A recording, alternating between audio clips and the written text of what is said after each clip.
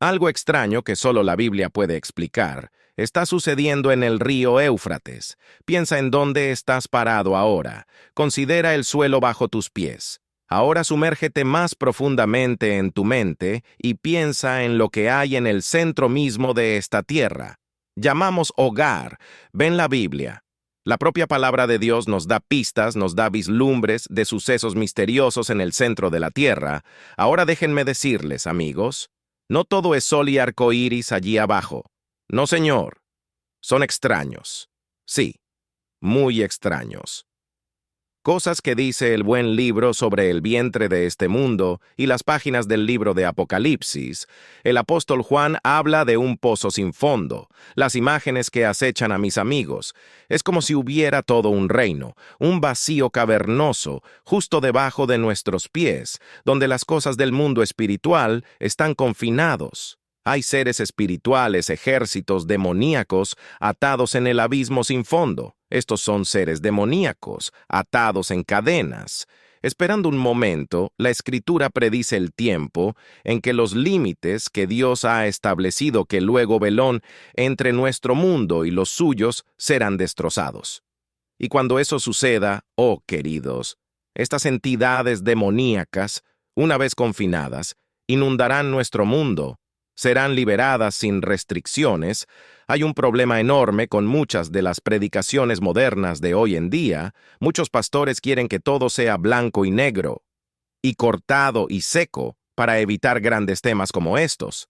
Algunos ministros incluso predican contra el hecho de que existe un mundo espiritual real, pero pueblo de Dios, hay un mundo espiritual real mucho más grande que usted.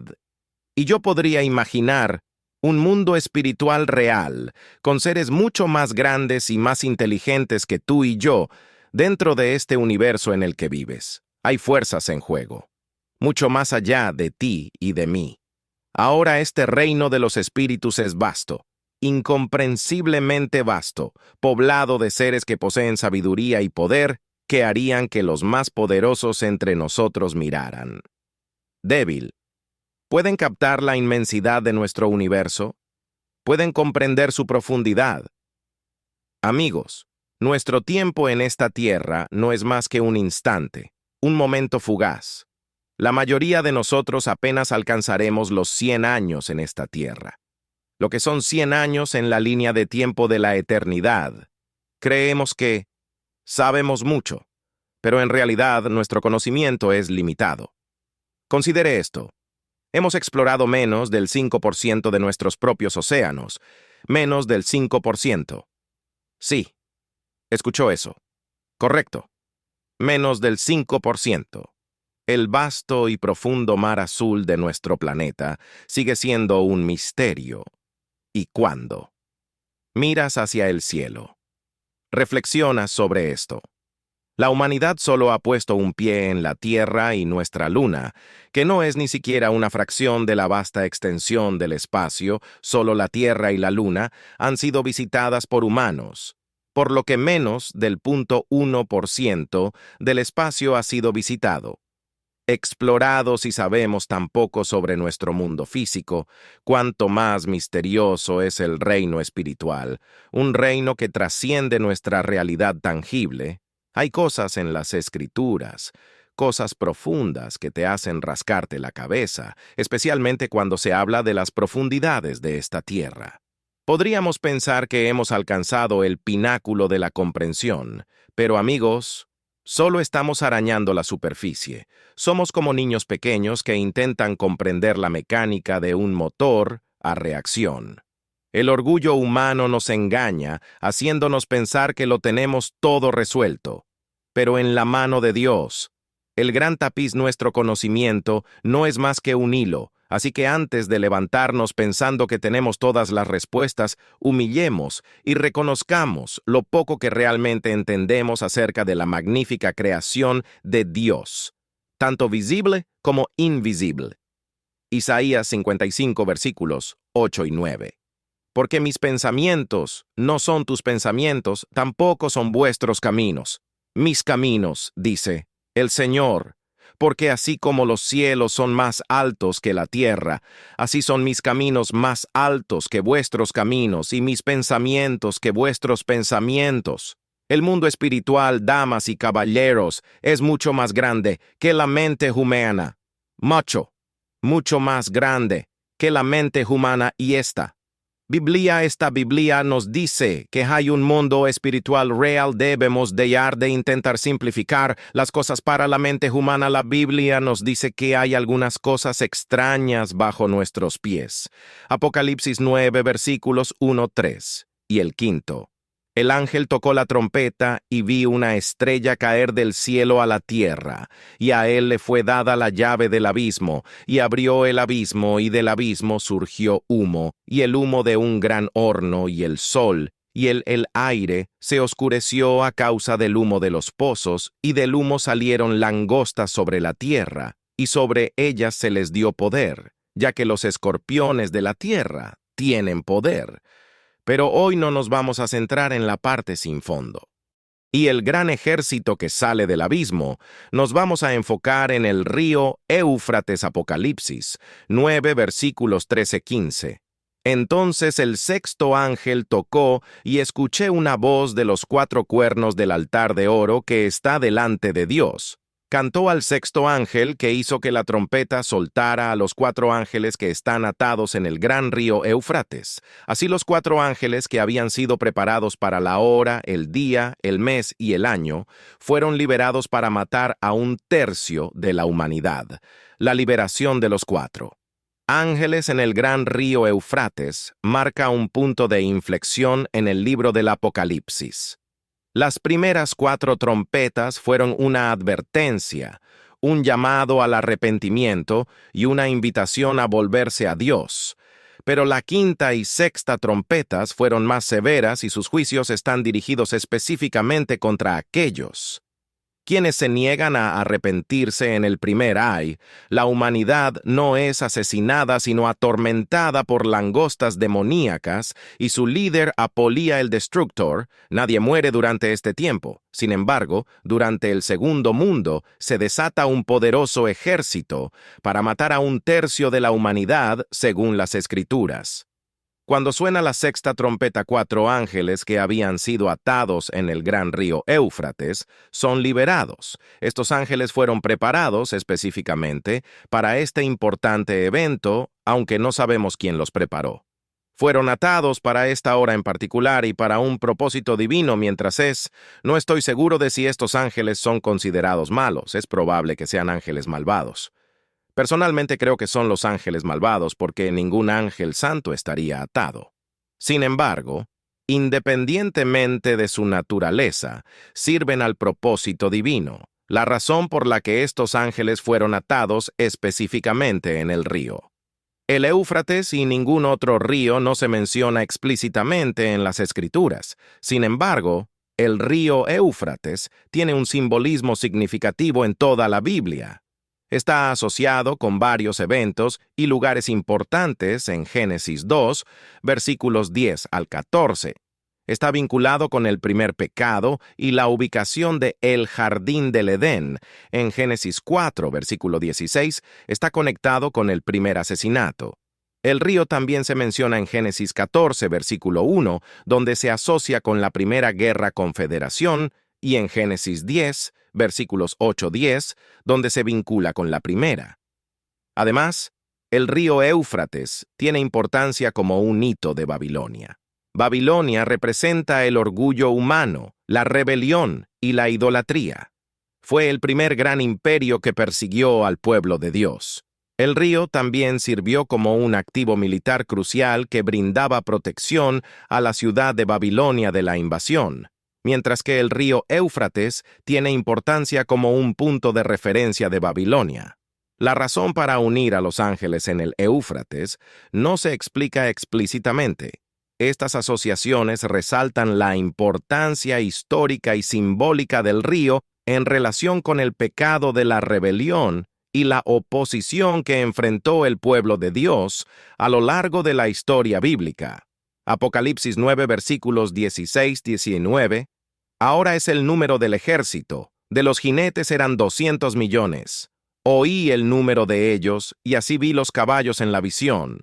Los que se sentaban en ellos tenían corazas de color rojo, fuego, azul jacinto y amarillo azufre, y las cabezas de los caballos eran como cabezas de leones, y afuera de sus bocas salió fuego, humo y azufre. Por estas 3 plagas, una tercera parte de la humanidad fue muerta por el fuego y el humo y el azufre que salían de sus bocas, porque su poder está en su boca y en su cola, porque sus colas son como serpientes teniendo cabezas, y con ellas hacen daño. La descripción de los jinetes en Apocalipsis 9, versículos de 6-19, es realmente extraña y grotesca y presenta una imagen vivida de horror y destrucción y una conexión con el reino demoníaco. Algunos han sugerido que estos jinetes representan un ejército natural de hombres. La descripción peculiar podría ser un símbolo de la guerra moderna, con su equipo mecanizado y armamento avanzado.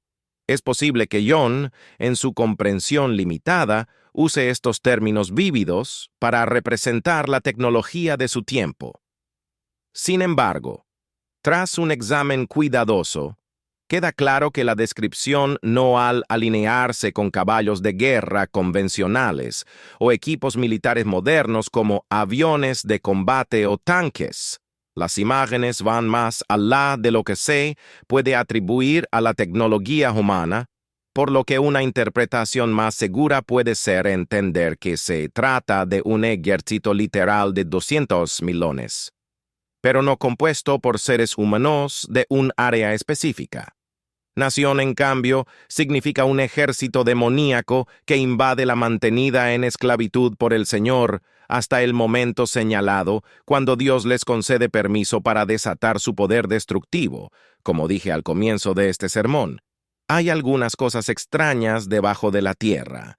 Esta interpretación se alinea con la descripción anterior del lugar demoníaco en el mismo capítulo. La idea de un ejército demoníaco encaja dentro del contexto general del Apocalipsis, y la guerra espiritual descrita a lo largo del libro enfatiza las fuerzas del mal que se están desatando sobre el mundo durante los últimos tiempos, trabajando de acuerdo con el plan divino de Dios, y extraños espíritus demoníacos subiendo a la tierra gracias a Apocalipsis capítulo 9 versículos 20 y 21, pero el resto de la humanidad que no fueron muertos por estas plagas no se arrepintieron de las obras de sus manos, para que no adoraran a los demonios e ídolos de oro, plata, latón, piedra y madera, que no pueden ver ni oír ni caminar, y no se arrepintieron de sus asesinatos, ni de sus hechicerías, ni de su inmoralidad sexual,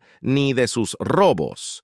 Es realmente sorprendente que, a pesar de presenciar los notables acontecimientos descritos en el libro de Revelación, que incluye el sonido de 7 trompetas, desastres naturales catastróficos, el tormento de langostas demoníacas y el surgimiento de Apollyon el Destructor, la gente en la tierra permanece impenitente. Uno esperaría que sucesos tan extraordinarios los llevaran a reconocer la gravedad de sus acciones y volverse a Dios. El sonido de 7 trompetas. Cada trompeta trajo un juicio o catástrofe diferente sobre la tierra, sirviendo como una clara señal de la intervención divina.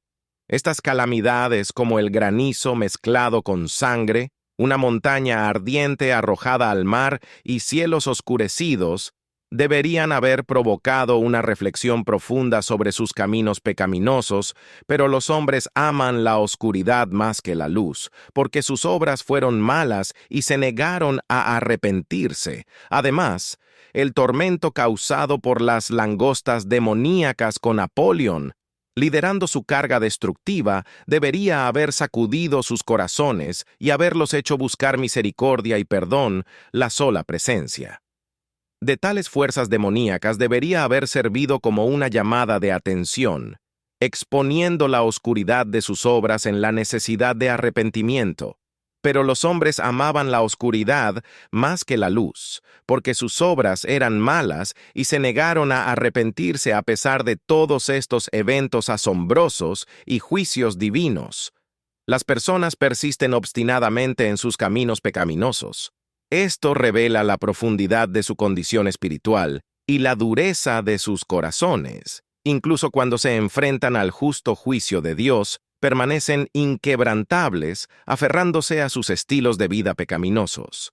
En el libro del Apocalipsis hay una descripción sorprendente de personas que preferirían buscar la muerte antes que arrepentirse. En Apocalipsis capítulo 6, versículo 16, está escrito que reconocen el juicio de Dios desplegándose. Ante sus ojos estaban conscientes de la magnitud de su poder y autoridad al punto que angelaban que cayesen montañas sobre ellos buscando escapar del juicio inminente. Esta representación revela la profundidad de su dureza de corazón y su obstinada rebelión. A pesar de ser testigos de la verdad innegable de la existencia de Dios y su justo juicio, eligieron resistir el arrepentimiento. Destaca la trágica realidad de las personas que, frente a la misericordia de Dios y llamado a la transformación, se aferran obstinadamente a sus caminos pecaminosos, no están dispuestos a apartarse de su maldad. Sirve como un recordatorio de la importancia de un corazón ablandado y la voluntad de someterse humildemente a Dios. Reconociendo nuestra necesidad de su perdón y salvación, esta terquedad demuestra el estado caído de humanidad, muestra cuán profundamente arraigado el pecado puede cegar a las personas ante la realidad de su necesidad de salvación e impedirles abrazar la misericordia de Dios.